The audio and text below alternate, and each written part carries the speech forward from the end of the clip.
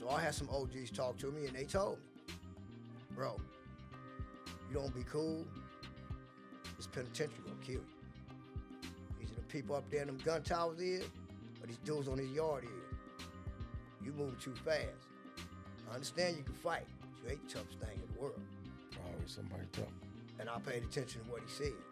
So I started educating myself, but not only educating.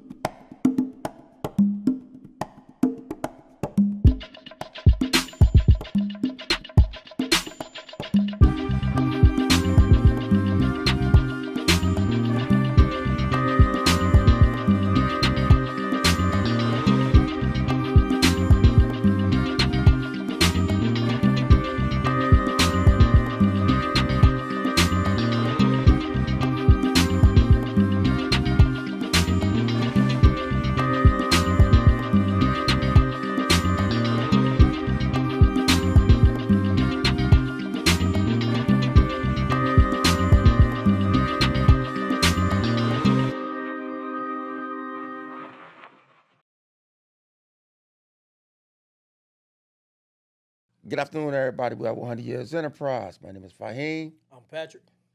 My name is Oscar. Okay, Oscar, you came in a little too fast, but I'm glad you did because we're going to get to you anyway. But yeah, here we is on Happy Sunday, 2026. Man, already, man. Well, I'm ready to jump in here, man. Okay. I'm ready to What jump segment in. is this called? What segment is this, man? It's Consequences of Street Life, Come on man. now, for Season sure. 7, man, episode 3. Oh, yeah, we riding. Right? So now, right, well, it's been a long time coming, right? It's hard for me to explain it, but hopefully as we go on with this podcast, I'll be able to break it down to you because, man, this is going to be an interesting one right here, man. This is Oscar Grant Jr., I believe. I'm going to allow you to jump in here, man, and say your regards, man, but I'm going to hand the mic back to Fahim, man, where he can put a spin on before we take off. Exactly. We're going to take off. Okay, How you my feel? name is Oscar Grant Jr. Then I'm going to spin the mic right back to Fahim. Junior, how you doing today? I'm doing cool. Lovely. Blessed. And Woke up. we're glad to have you here today. Before we dive into this conversation, Oscar, you come from a long wealth of transitioning. What I mean by wealth of transitioning, that you took a path in your life, right, that it became valued at a time when people thought it had no worth to it. And what I mean by that, because we opened over the consequences of the street life, and many of us, when we take them trails, right, we go down that path, we have a tendency of devaluing who we really are because we don't know or have an understanding, right? And a society will do the same thing because they don't know us. But it takes us as people, as human beings, to pull what's already inside of us and say we're going to give it to the world. And that's why we had you here today. So we're going to get there. I'm going to pass it back to Patrick. Yeah, just to follow what Fahim was saying, I think, for the viewers, right, to understand what he put in context, is that a lot of people, right, in your situation, right, really don't really get to the origin of who Oscar Grant Jr. is, right? So this show is about, I should say show, a podcast, however you want to spin on it. It's about you claiming who you are, right? Which I'm not saying you haven't, but putting it out there to words and context in your own words, right? Because I think a lot of people spoke for you. I'm gonna tell you that. I'm gonna take a step back. A lot of people spoke for you, and it ain't always been in good light, right? So the depiction of it need to be clarified and clear with you. So that's why I think it's good that we having this podcast because, there's some ties into it too. There's gonna be some surprises, some aha moments. So, I'm gonna let you get in here, man, and talk about it, man. We gonna laugh, giggle. We might even get lighthearted and shed a tear. I don't mind because I know it's deep. People don't know this, So, let's go. So who is Oscar Grant Jr.? Oscar Grant Jr. is a man who once one of the worstest youngsters it was in Brookfield.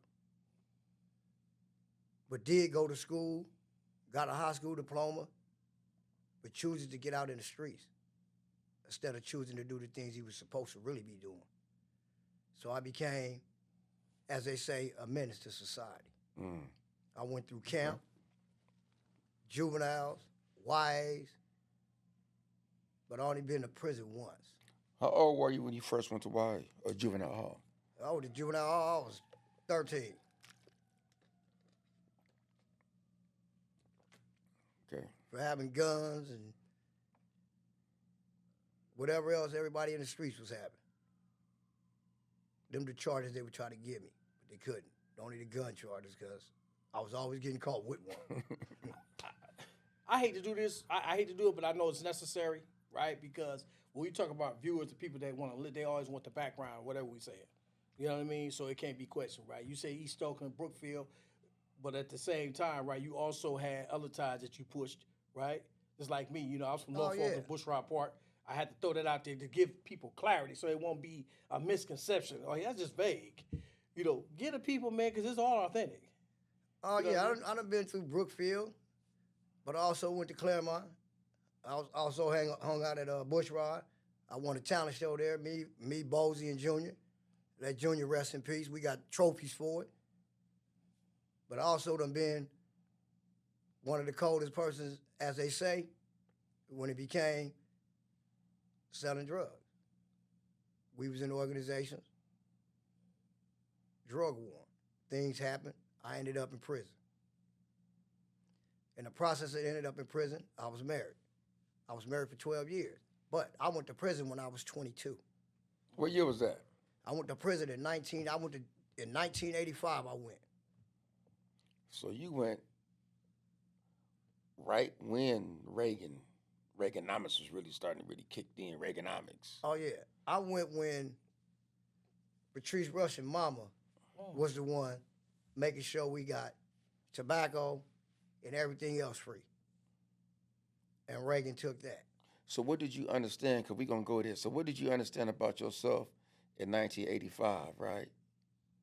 As a young man, and you saw all these things happening, and then it led to you a drug war. You don't got to go into details, and then, I got to sit up in here as a teenager, basically. How old were you when you went to the pen? 22. Okay, teenager. Teenager. Right. So how was that? I mean, as a youngster, I felt I couldn't be touched, bro. I'm going to keep it real. Mm-hmm. And I didn't think I knew everything, but couldn't nobody tell me nothing because of the lifestyle I was living. And I always had to look over my shoulder. Anytime I came out my great-granny house, I had to do this, I had to do this. I had to go up under my quarter pound to get my things. But growing up as a youngster, I had a lot of things, like I say. But in them streets, bro, it's different. It's a pit within a pit. And in that pit, it's called survival. I don't care how big this dude, and this dude is. Right. But at the end of the day, if I don't pay attention to myself, I'm going to be where this dude is at. Because that's how it was. So I ended up in prison. I went to prison. Went from Vacaville to Old Folks. They call that the end of the world. A pit within a pit. You've been there.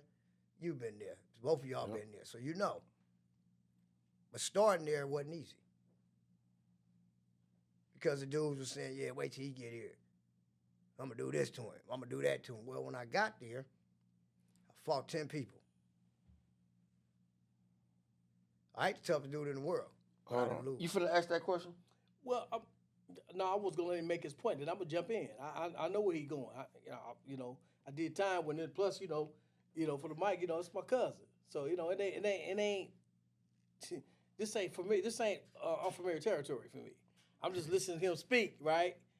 But I want to say to you in regards to that, when you had fought 10 people, right? Was it based on what you did in the streets associated with Funktown, or was it from Brookfield? You know, what it led to all the animosity that led up to you having to fight 10 times? Brookfield's the most hated neighborhood in East Oakland. Probably in Oakland. So when cats knew I was from Brookfield, they already knew that. Right. Oh, no, man. Them dudes think they tough and whoop, whoop, and then they know what else I was into. So, okay, wait till you get here. It wasn't just me, but I was the one they thought they was going to be able to push around. Right. So out of them 10 dudes, I was 10 up and 10 down. Didn't lose a fight. Damn. 10 up, 10 down. Didn't lose a fight. Went in the cell one by one. And fought them all that same day. We ain't taking no break. I don't need no break. I just came from the county too. I don't need no break. I just came from Backville. I got a whole lot of energy. Let's go. What y'all talking about? But the bottom line was jealousy. So I had to take that, being the person that I was and the things that I was doing, and sit down. So I had some OGs talk to me, and they told me, bro, if you don't be cool, this penitentiary gonna kill you. Either the people up there in them gun towers is, or these dudes on this yard is. You moving too fast. I understand you can fight, but you ain't the toughest thing in the world. Always somebody tougher. And I paid attention to what he said. So I started educating myself, but not only educating myself, I was still doing what I was doing because I got a son out there. And he ain't but 2 or 3 years old now. So I'm gonna make sure my son is cool. It's no secret. I sold drugs in there. And I don't have no problem telling it because I took care of my family. Right. See what I'm saying? My son say, Dad, I need some shoes. I didn't hesitate. Here you go. Does that go back when you said earlier about survival? Yeah. Okay. Because you already know what their pay numbers was. And you make $12 a month. That ain't enough. That ain't even enough to feed a baby. Okay, so understanding the climate then, right? That was around 85 to 85 like 92, when, you know what I mean, hustling at a point when what I'm alluding to is the penitentiary itself, the climate start changing. Yep. When it start going more to self-help, allowing us as, you know, lifers, so to speak, those who had a life sentence, which we all did. You know, they know that clearly, right? At some point, the climate started changing with the administration start going a different direction to allow us to educate. Because remember, when we used to go to board, they didn't have no educational programs to allow us to get out. No. Right? So we did what we did. We all hustled. We all did what we had to do to survive, right? But at some point, right, when we start changing, I guess I said, when they start inducing the penitentiary with educational programs like 92, 93, 94, 95, right? We start making that slow change to try to find ways, better ways to get out of jail, right? So my question to you is this. I remember those times when we was all in Solano and we were taking advantage of the programs. And I always see you with tablet and a pencil. You always got a pencil in your ear, right? You'll put it down in a minute to take somebody one-on-one basketball, play baseball. You played all sports. But the changes that had to be made. When you start recognizing that, okay, the toughest guy ain't gonna get out of jail. You can knock everybody on the yard, they ain't gonna get you out. When you start recognizing, okay, I gotta start doing certain things that be recognized for the real person that I am. When you get to that point, because I seen it. I got to that point in 2007. I had to talk with my son. I had to talk with my stepdaughter. And he said, Dad, is you go ever get out of jail, or you just gonna keep doing what you're doing? You wanna get out? I said, yeah, I'm gonna get out. He said, you gonna quit? I said, yeah, I'm gonna quit. So I quit it. You know this was the hardest thing in the world for me. Quit the kitchen and go to Hilltop? And explain Hilltop for those who listen. But I did. Know what Hilltop is. Hilltop is a building they got set up, the board got, for people to go in, and you have to take every one of those courses. Anger management, denial management, criminal thinking, victim impact, substance abuse. And if you don't pass those courses, then guess what? The board gonna tell you you don't have enough insight. Because that's the only thing they knew how to tell you. But once you knew how to speak for yourself, they can't say you don't got no insight. But I put the kitchen down and went to L-Top. How long were you in the kitchen? Working in the kitchen? I met you in 95, you was in the kitchen. I worked in the kitchen 20-some years. Because they said I couldn't work nowhere else in their penitentiary. They had to keep their eyes on me. You couldn't get no clerk jobs? No. No vocational jobs? I had those. Help you with your skills and none of that? No, they didn't let me go back on the vocation. What they call that when they had you blocked from there? Because that is a They had me red tag. Yeah, but they have it in blocked. committee. When you go to committee, they say Like close B. Yeah, you could never. Yeah, Close B and close A. Because I was they on had me, close they just B. had, I was Close being made. A. They had me red tag. Well, you could never go up to the I couldn't go to no vocational trades. But it didn't matter because I had already took them up in there. Milling cabinet and all that. I got certificates in it. So I didn't trip when you told me I couldn't go up to your heel. I don't want you looking at my ass anyway. Right. You're looking at my nuts anyway. You want to strip search me every day. I'm tired of that. So I stayed in the kitchen, but while I'm in that kitchen, I got supervisors that's helping me be educated to the street stuff. Messing with stocks and bonds, talking to me about certain little businesses and saying, I said, you ever get out of jail, you'll be shocked because you know how to run a business. They say, look at you. People on the yard listen to you. I say, that's different though. Yeah, it's not a job. Yeah, you sure controlled the economy up in there with you had your hands in a lot of stuff going on, man, and you was able to negotiate and hold conversations, man, to keep a lot of stuff down. I will vouch for that because I was there. So yeah, man, that my point is was just getting people to understand the transformation we got to go through. We had to go through a lot. You know we had to go through a lot because, first of all, you got to get to know yourself in order to change. And if you don't know yourself, you're not going to change because you're going to still keep thinking you got to be that tough dude on the yard when really you don't. You don't got to be that tough dude. All you need to do is take care of yourself, your business, work the way you're supposed to work, and start going through those programs that they issued out. That's all the person had to do. And I was one that was, and you know it, you was there with me. I ain't going. But then it came a point in my life where I said, shit, people ain't gonna let me out neither. I'm gonna go.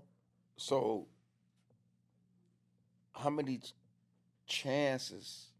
How many chances did they give you to get out? The board didn't let me out. Okay. So did you ever go to the pro? Did you ever go to the program to get out? Yes, I went there 5 times. They told me no. Okay. Every time I went, the first time I went, they gave me a 1-year denial. This was back then. I mean, a 3-year denial. Right. Then I went again. They gave me another 3-year denial. Then I went again. They gave me a 5-year. So they gave you 5 chances. Yeah. And the 6th one, you had to get out through court, whatever. No, I didn't go to the 6th one. Okay. I was gone. The board gave me a 7-year denial after my son. I went to board 2 years after my son got killed, and they gave me. I didn't even go in, and they gave me a 7-year denial. How was your son when he asked you, Dad, when you gonna stop? My son was 20. He was 20. Yep. 2007, he was 20. What was the relationship with you and your son? How was the relationship? Oh, me and my son was close. We talked. He used to visit me. His mom used to bring him up there to visit me. So it ain't like he didn't never visit me. He didn't know me because he did. And as many as illegal cell phones that I had, I made sure that me and my son talked. So we used to talk every night after the 12 o'clock midnight walk, the count. I made sure I called him and talked to him and let him know, look, little dude, I'm not playing. I don't want you up in here. You got to be out there. You got your sister, you got your mom. I said, now you got your kid, you got your daughter. What you gonna do? He said, Dad, I got you, Dad. I ain't coming in there, Dad. I'm cool. I'm gonna do this. I'm gonna do that. And he did. He started doing the things he's supposed to be doing. He got a job, taking care of his daughter. Then he get killed. Mm. And when he get killed, I don't even know he did. Because, you know, we had them timers on our TVs. Right. It automatically come on the news. TV don't come on. No power in the building. What year was that? 2009, January the 1st. January 1st? Yeah, Yeah. New Year's. New I know, Year's. yeah. So I'm going to work. When I get to work, my agent supervisor say, Oscar, I need to talk to you, but I can't talk to you right here. I say, why? He says, it's important. You need to know. You need to go back to the building. Just go back to the building. Man, so I'm thinking he playing games with me, so I ain't trying to hear it. So we finish work. I go back to the building.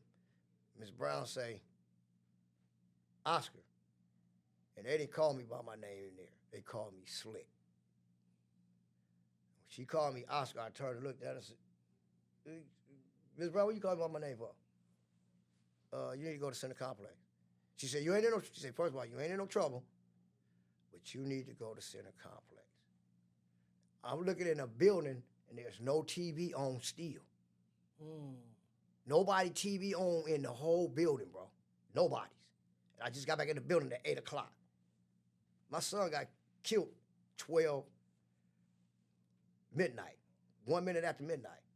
So everybody in the building knew, but nobody said nothing. So you said everybody in the building knew. You think inmates and staff knew? All of them knew. And They nobody said nothing. You didn't have a clue. No, I didn't even know what was going on. Damn, that's deep. Yes. They called me to Center Complex. Ms. Brown tell me I But go. your inmates knew too? Like, Yeah, they come knew. on. They Now, knew. some inmates knew you. As soon as I walked through the door, could none of them talk to me because the police wasn't gonna let them. They stopped me at the door. I got all my stuff. They didn't even take none of this. You know they normally take that stuff, take some of that stuff. They take nothing I had and said, you go to Center Complex now. And when I get over there,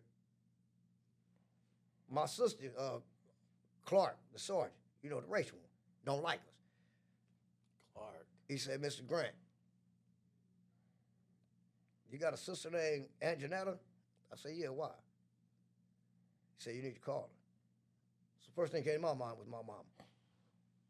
I ain't think nothing else, just my mama, because it's my sister. I'm like, because I ain't talked to her since I've been in prison. When I called, Clark called straight through. She crying, woo, and she said, Papa gone. And I'm like, what are you talking about? Who is you talking about? And then she said, your son. I dropped the phone. Clark looked at me. I looked at Clark. He opened the door. That's all it did, was just like this. He pulled that door open. I walked back to the building. I walked in. Tapped my bunk. He looked up. He said, big bro, what's wrong? Get the phone out. He said, what happened? Cut the TV on. He said, why? My son did. He said, I called. Hey, what's going on? Nobody want to tell me nothing. So I called my sister back. She tell me what happened. So I called Wanda finally. She answered the phone. She really don't want to talk. Who was Wanda? His mama. Okay. She really don't want to talk because she done lost her son. So I already know how that feel. But it's also my son too. So I need to know what's going on. I ain't never found out what went on. Okay. So, you tell me you never found out till this day? Are you saying that because that's a heavy burden? I've never found out what was going on. Okay. I didn't know what day the funeral was. I didn't know none of that, bro. I didn't know that the funeral. I didn't get no obituary from her. She didn't tell me what was going on. Then there was a lawsuit that was brought up. John Burns and his dude, Adante, they came up there, talked to me. We talked. I signed an agreement for wrongful death. And then when he went back, something happened. And whatever happened, became, I'm a beast, I'm a menace to society and all this. Nobody know who Oscar's father really is. But this is the real truth what nobody know. I went to prison when I was 22. My son got killed, he was 22. You just said something key. Can I hop in and ask this one Jump question? in there, jump in You said nobody knew who the real Oscar granddad was. Exactly. What you mean by that? When my son got killed, all you got to do is look on the news, look back at everything that was said.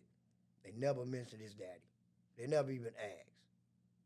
They didn't even know his daddy exists. Till I walked up out their courtroom in 2019.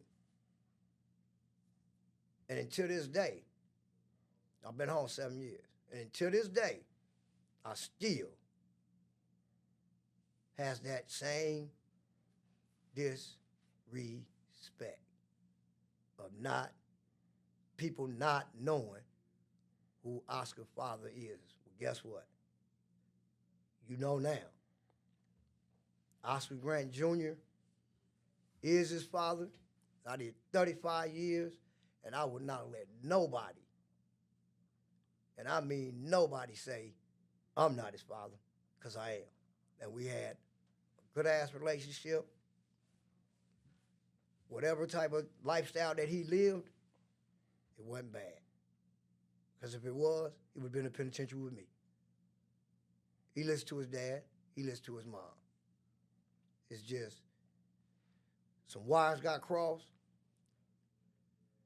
People got angry. People got bitter. People are still being shrewd and disrespectful. But I'm not going to keep going for it. So from your perspective, because I know the big backlash, so I'm on this side. Is there any way, right, I wouldn't even, I'm gonna generalize it. Is there any way possible the healing and the making amends with the mother in regards to your inherent right? Because that need to be clarified. I'm not, it needs to be some clarity here. So I'm saying, as far as, am I saying that right? Making amends or however, with the mother in regards, because what I'm trying to say is everything that took place with your son when you was incarcerated went through the mom. Is that fair to say? Well, it sound like he didn't really have too much of a connection, a relationship with the mom to the son, or the son through the mom to Right. him. But I'm saying But I did. Okay, so She used to visit me with him. That's the thing. Right, I did hear that. I heard that too. So what I'm saying is, due to the fact that that happened to your son, right? Yeah. And all the responsibility, I should say, all the acknowledgement, right? Yep. Went to the mother. Yeah.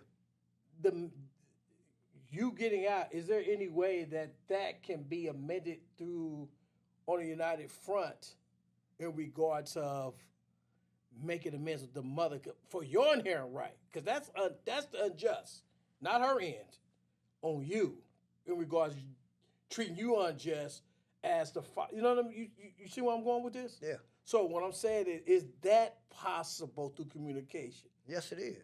Okay. That's very possible. That's something that need to be done. That's something that I'm not against. That's something that I've been trying to get done. The other side don't want. But the other side act like I did something that I didn't do. And I know that for a fact. Because everybody asked that question. You was there for this event.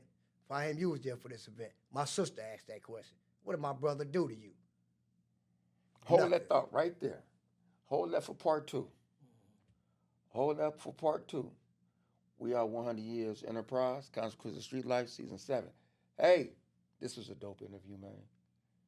Oscar, part two. You ready? Yeah. You ready for part two, Si? Yeah, we ready for part two. Man, close this out, man. Look at here, man. Again, man, it's 100 Years Enterprise, man. Consequences of Street Life. What I astounded presenter for his guest, Oscar Grant Jr., speaking in behalf of his life, right? The reflection of his life as well as his son's. You know what I mean? That we'll hold that for part 2. But again, man, it was a pleasure to have you on. You know, and I can doubly say, Big Cubs. This Big Cubs, we're going to go into that too. We're going to tie it in. And why the connection? What is the connection, man? So it won't be feeling like it's fool's gold. It really is a bloodline. Yeah. So, I just want to say, man, again, man, I appreciate you coming out. And we ain't done with you yet, man. We got chapters that we going to cover. Because it's 30, 40 minutes ain't going to do it. For sure. So it's going to be some parts to you, brother. And I love it. Thank you for coming on. Got our man Cam behind the production. We are 100 Years Enterprise. Hey, follow us on our Instagram, 100 Years DOP. Our Facebook, 100 Years Enterprise. YouTube, 100 Years Enterprise. Spotify, well as Apple Podcasts. And hey, my name is Fahim. I'm Patrick. And we are. And I'm Oscar. And that's Oscar. That's right. Thank you, my brother. And we are 100 Years Enterprise. Part 2 coming.